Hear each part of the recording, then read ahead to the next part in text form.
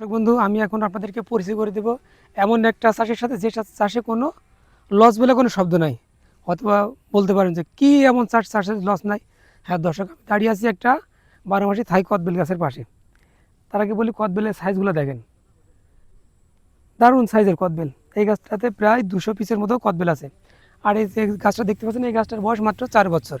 4 বছরে একটা গাছে 200 পিস কদবেল পাচ্ছেন, ঠিক এই সাইজের।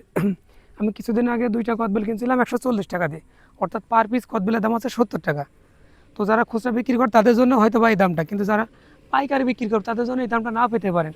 তো আমি যদি সর্বনিম্ন দেখেন, এই সাইজের কদবেলগুলো যদি 20 টাকা পিসও যদি ধরি, তাহলে একটা গাছ থেকে আমি মিনিমাম 4000 টাকা পাচ্ছি। তো তার আগে বলি, এই গাছটার বয়স, আমি আবারও বলি, বয়স কিন্তু 4 বছর।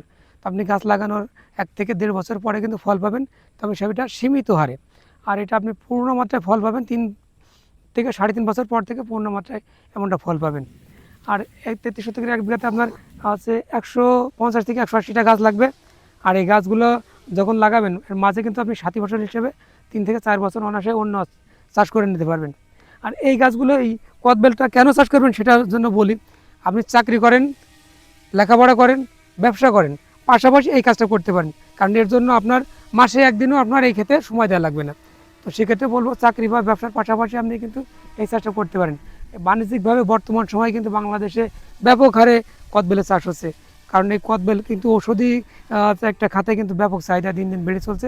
তাছাড়া এটা মুখরোচকের একটা খাদ্য।